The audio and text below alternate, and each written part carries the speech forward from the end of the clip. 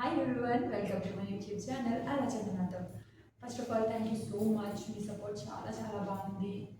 నిజంగా నేను ఇంత ఎక్స్పెక్ట్ చేయలేదు మీ నుంచి. సో ఇదే సపోర్ట్ని ప్లీజ్ కంటిన్యూ చేయండి. సో నేను మీకు తర్వాత నెక్స్ట్ మంచి కంటెంట్తో వీడియోస్ తీయడానికి నాకు కొంచెం సపోర్టివ్గా ఉంటుంది. సో ఈరోజు వీడియో కంటెంట్ ఏంటి అంటే ఆల్రెడీ మీ తమిళలో చూశారు.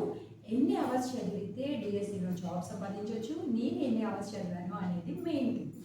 సో యాక్చువల్గా మీరు ఒక క్వశ్చన్ అడుగుతాను, దానికి ఆన్సర్ చెప్పండి. ఏంటి అంటే మనం అందరం టీచర్స్మే కదా.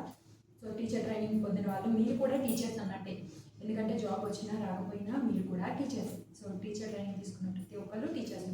సో మీరు క్లాస్ చెప్పిన తర్వాత, ఫస్ట్ క్లాస్ చెప్పిన తర్వాత ఎంతమందికి వెంటనే అర్థమవుతుంది అంటే ఒక 10% పీపుల్కి బాగా వెంటనే అర్థమవుతుంది.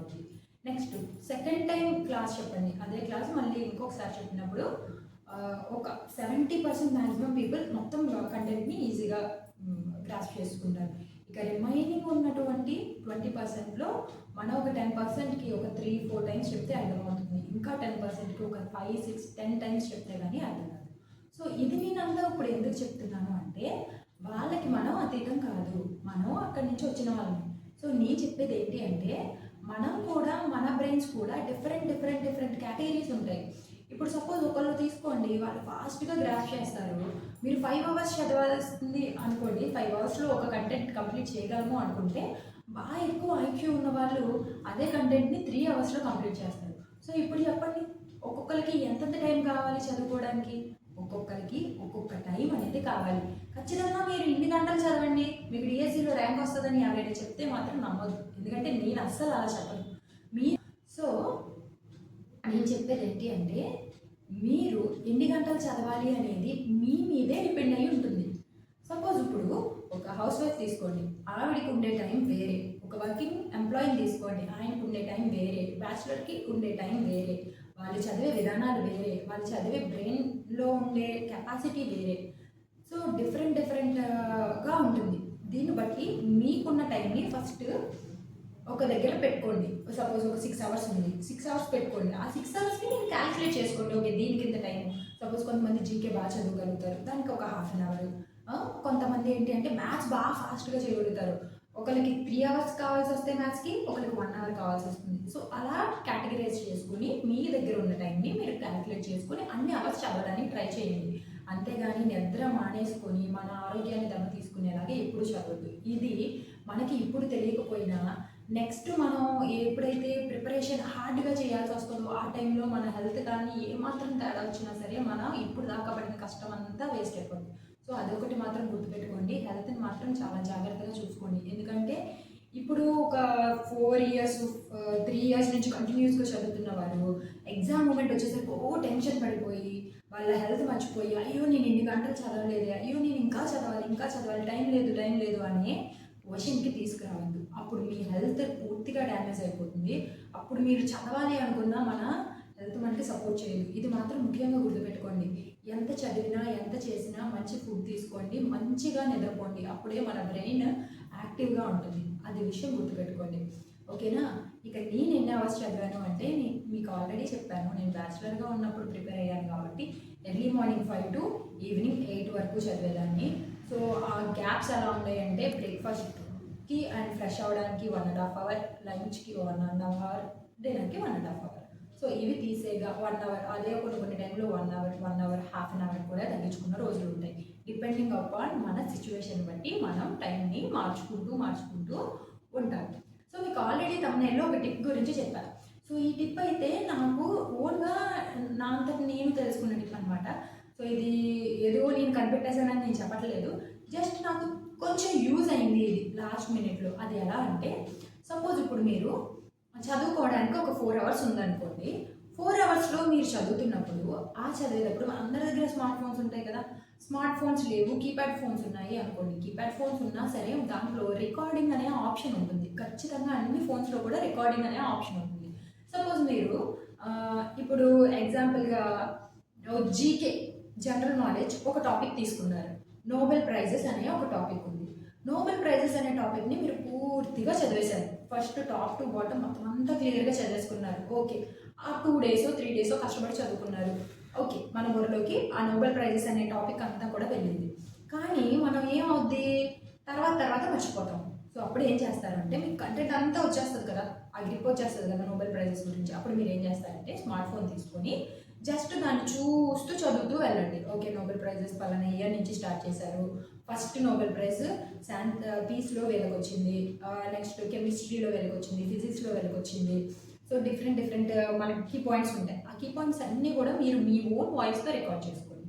ఆ రికార్డ్ చేసుకున్న దానికి ఒక నేమ్ పెట్టుకొని ఫోన్లో స్టోర్ చేసుకోండి.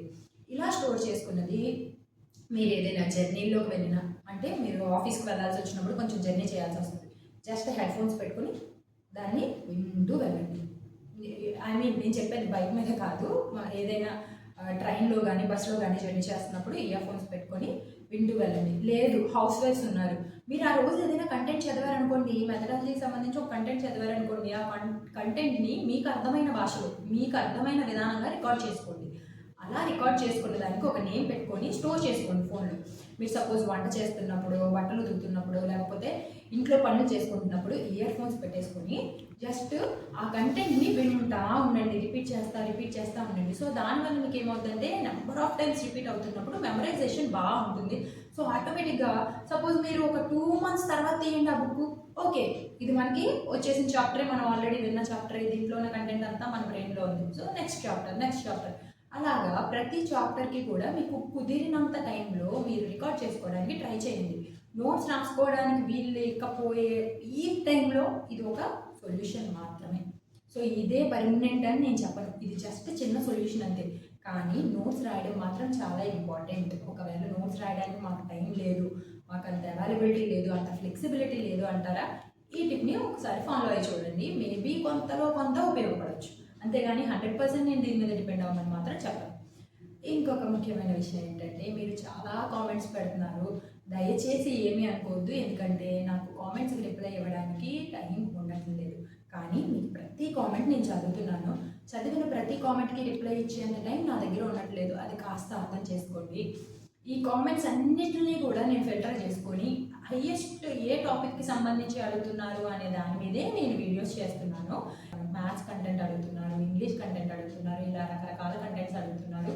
సో వీటిలన్నిటికీ సంబంధించి నేను వీడియోస్ చేయడానికి ట్రై చేస్తాను. 100% నా ఎఫర్ట్ని మీకు ఇస్తాను. మీరు నా మీద పెట్టుకున్న నమ్మకాన్ని నేను అస్సలు తగ్గించాలి అని అనుకోను. సో ఇదే ఎఫర్ట్ని కంటిన్యూ చేయడానికి నేను 100% ట్రై చేస్తాను. దీంతో పాటు ఒక విషయం చెప్దాం అనుకుంటున్నాను. నా కామెంట్స్లో కొన్ని కనిపిస్తున్నాయి. ఏంటి అంటే, మేడం నేను హౌస్ వైఫ్ని, అక్క నేను ప్రెగ్నెంట్ లేడీని అక్క, ఇంకా ప్రిపేర్ అవుతున్నాను ఇప్పుడు అనేసి చెప్తున్నారు. నిజంగా ఎవరైతే అలా చెప్పారో నా నుంచి చాలా చాలా చాలా థ్యాంక్ యూ. ఏంటంటే మీరు ఆల్మోస్ట్ రీచ్ అయిపోయినట్టే. మీకు జాబ్ వచ్చిందా రాలేదా అనేది సెకండరీ పెట్టేసేయండి. మీరు అందరికంటే డిఫికల్ట్ సిచ్యువేషన్లో ఉన్న పీపుల్. నా అభిప్రాయం మాత్రమే ఇది, వేరే ఏమీ అనుకోవద్దు, ఇది కేవలం నా అభిప్రాయం మాత్రమే. అంత డిఫికల్ట్లో ఉన్నా కూడా టెట్లో 120 మార్క్స్ సాధించారు అంటే రియల్లీ గ్రేట్. నిజంగా ప్రెగ్నెంట్ లేడీస్ కూడా అంత కష్టపడి చదువుతున్నారు అంటే నేను వేరే వాళ్ళని తక్కువ చేస్తున్నానని మాత్రం అనుకోవద్దు. వాళ్ళకున్న సిచ్యువేషన్స్లో వాళ్ళు చదివే పద్ధతి, వాళ్ళు చదివే విధానం, వాళ్ళు దాని మీద పెట్టే ఎఫర్ట్ నిజంగా చాలా చాలా చాలా గ్రేట్. మీకు జాబ్ వస్తుందా రాదా అనేది పక్కన పెట్టేసేయండి. మీరు అంత ఎఫర్ట్ ఇస్తున్నారంటే almost you are done.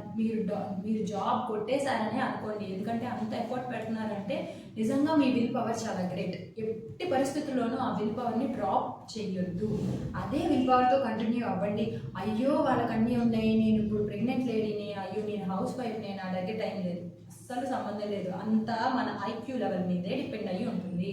Me IQ ఎక్కువగా ఉన్నదనుకోండి, బయట చదివే వాళ్ళకంటే మీరు 2 hours చదివినా మీకు ఎక్కువ నాలెడ్జ్ రావచ్చు. సో అలా ఆలోచించండి తప్ప వాళ్ళకి టైం ఎక్కువ ఉంటుంది, నాకు టైం లేదు, నాకు వర్క్ ఎక్కువ ఉంటుంది, ఇవన్నీ సెకండరీ. మన బ్రెయిన్ని మన కంట్రోల్లో పెట్టుకుని, మన థాట్స్ని మన కంట్రోల్లో పెట్టుకున్నప్పుడు ఎంత పెద్ద టఫ్ జాబ్ అయినా కూడా మనం క్లియర్ చేయగలుగుతాం. ఆ విషయాన్ని మాత్రం గుర్తుపెట్టుకోండి. ఇదే మోటివేషన్తో ముందుకెళ్ళండి, ఖచ్చితంగా క్లియర్ చేయగలుగుతారు. ఐక్యూ ఫుల్ ఫామ్ మీకు ఆల్రెడీ ఇది మనోవిజ్ఞాన శాస్త్రం అంటే సైకాలజీలో వస్తుంది. సో ఐక్యూ ఫుల్ ఫామ్ తెలిసిన వాళ్ళు ఖచ్చితంగా కామెంట్ చేయండి. సో ఇది ఇంత టైం, మీ వాల్యుబుల్ టైం నా కోసం స్పెండ్ చేసినందుకు చాలా చాలా thanks. Thank you so much for watching. మీకు నచ్చితే కనుక లైక్ చేసి మీ ఫ్రెండ్స్కి కూడా షేర్ చేసి సబ్స్క్రైబ్ చేయండి. Thank you so much for watching. Thank you.